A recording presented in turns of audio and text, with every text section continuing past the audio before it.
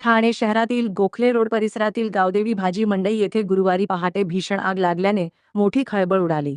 21 मे 2026 रोजी पहाटे 3:43 वाजण्याच्या सुमारास आपत्ती व्यवस्थापन कक्षाला या आगीची माहिती प्राप्त झाली. नगरसेवक संजय वाघुळे यांनी प्रशासनाला घटनेची माहिती दिल्यानंतर तातडीने अग्निशमन दल, आपत्ती व्यवस्थापन पथक, महावितरण कर्मचारी तसेच नौपाडा पोलीस घटनास्थळी दाखल झाले. आगीवर नियंत्रण मिळवण्यासाठी अग्निशमन दलाचे 3 बंब, 1 वॉटर टँकर, 2 रेस्क्यू वाहने आणि आपत्ती व्यवस्थापन कक्षाचे कर्मचारी युद्धपातळीवर प्रयत्न करत आहेत. आग नेमकी कशामुळे लागली याचे कारण अद्याप स्पष्ट झालेले नाही. मात्र मंडईतील अनेक गाळे आणि माल जळून खाक झाल्याने मोठ्या प्रमाणात आर्थिक नुकसान झाल्याची प्राथमिक माहिती समोर आली आहे. दरम्यान आग विझवण्याच्या प्रयत्नादरम्यान ठाणे महापालिकेचे रात्रपाळीतील सुरक्षारक्षक काळू गाडेकर 53 आणि अग्निशमन दलाचे जवान सागर शिंदे 43 यांचा दुर्दैवी मृत्यू झाल्याची प्राथमिक माहिती समोर आली आहे. दोघांनाही तातडीने छत्रपती शिवाजी महाराज रुग्णालयात दाखल करण्यात आले होते. या घटनेमुळे ठाणे शहरात शोककळा पसरली असून नागरिकांकडून हळहळ व्यक्त केली जात आहे. सध्या घटनास्थळी आग विझविण्याचे काम सुरू असून प्रशासन परिस्थितीवर लक्ष ठेवून आहे. पहाटे 3:30ला गावदेवी भाजी मंडईचं जे प्रवेशद्वार आहे त्या ठिकाणी शॉर्ट सर्किट झालं.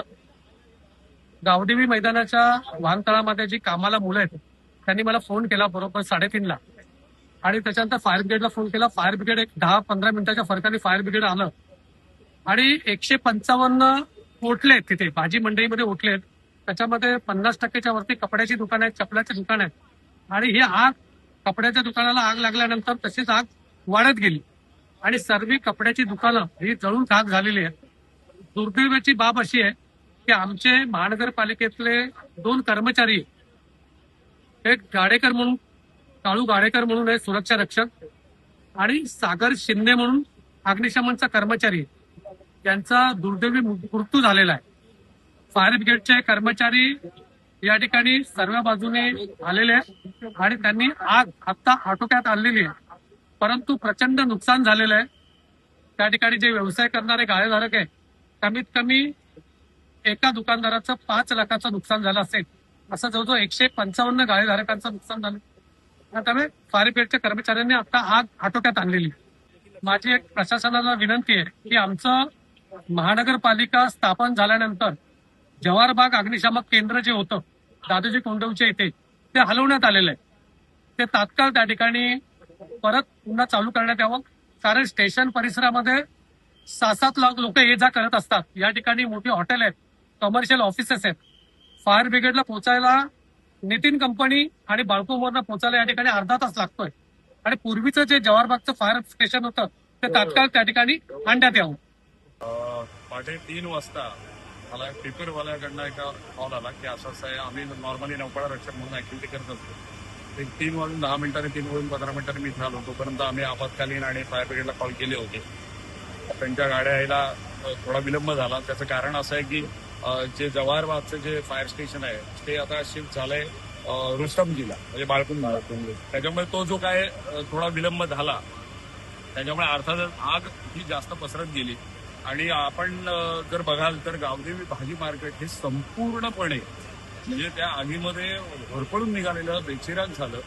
म्हणजे जिथे आम्ही अगदी लहानपणापासून भाजी मंडईत जायचो त्या भाजी मंडईमध्ये एकही स्टॉल जे शिल्लक उरला नाही. हे बघताना खूप भयानक म्हणजे भावनिक सगळे झाले होते. पण ती आग नियंत्रणात आणण्यासाठी मग अग्निशमन दलाच्या संपूर्ण गाड्या आणि सगळी टीम सगळी सज्ज झाली. दुर्दैवानं त्याच्यामध्ये एक सुरक्षा रक्षक जो महापालिकेचं इथे कार्यालय आहे नौपाडा विभागाचं, तर तिथल्या सुरक्षा रक्षक आहे त्यांना देवाज्ञा झाली आणि अग्निशमन दलाचे कर्मचारी आहे त्यांना देवाज्ञा झाली. आणखीन एक जण जखमी आहे. मला असं वाटतं परिस्थितीवर नियंत्रण आता बऱ्यापैकी आलंय, पण ज्या पद्धतीनं आग लागली आणि ती पसरली ती जवळजवळ प्रत्येक ठिकाणी वेगवेगळे कट्स आहेत आणि त्या प्रत्येक ठिकाणाहून धूर यायला लागला होता. म्हणजे मार्केटमध्ये जवळजवळ 154 गाड्या आहेत, त्याच्यामध्ये वेगवेगळे म्हणजे फक्त भाजी मंडई आता ती नाहीये, वेगवेगळे गाड्या वेगवेगळ्या स्वरूपामध्ये तिथे धंदे चालतात. त्याच्यामुळे मला असं वाटतं कुठेतरी हा प्रकार खूप मोठा झाला आणि रात्री 3:30, 3:15, 3:30ची गोष्ट असल्यामुळे सगळीकडे गाड झोपेत होती. पण तरी पण संबंधित स्थानिक काही मंडळी पटापट आली, गाळेधारक आले आणि नंतर आग आता नियंत्रणात आणण्याचं काम सुरू. मागे दोन वेळा ह्या ठाणे स्टेशन परिसरामध्ये या ठाणे शहराची लोकसंख्या 28 ते 30 लाख आहे, पण इथली जी ठाणे शहराची जी अग्निशमन दल आहे जी आहे ही राम भरोसे आहे. कारण की मागेही आग लागली होती, जी प्राची दुकान लागली होती.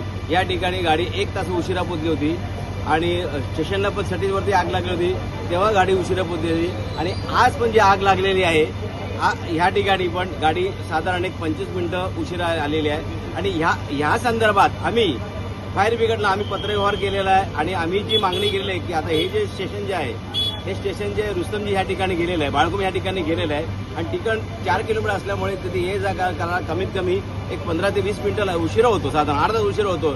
आणि आम्ही मागणी केली होती की दाजेकोंडे याच ठिकाणी ते स्टेशन करावं. पण जे फायर ब्रिगेडचे अधिकारी झळके साहेब म्हणून आहेत, आम्ही त्याच्या पाठपुरावा करतोय. झळकेने काय सांगितलं की आमच्याकडे सुरक्षा म्हणजे आमच्याकडे मनुष्यबळ एवढं नाहीये. अहो, ठाणे महानगरपालिकेचं एवढं बजेट असताना तुम्ही म्हणता की मनुष्यबळ नाहीये. आणि मला असं म्हणायचं आहे की आज एवढी मोठी आग लागल्यानंतर सन्माननीय आयुक्त साहेब आहेत कुठे? म्हणजे का आग विझल्यानंतर फोटो काढायला येणार काय? माझं असं मत आहे की ही जी आग लागलेली आहे आणि याच्यामध्ये जे मृत्युमुखी पडलेत ते सदोष मनुष्य गुन्हा जो आहे सन्माननीय आयुक्त साहेब यांनी दाखल करा आणि झळके यांच्या दाखल करा. कारण यांच्या चुकीमुळे आज आमचे 2 ठाणेकर गेलेले आहेत आणि सर्व जबाबदार माननीय आयुक्त साहेब तसे झळके जे आहेत.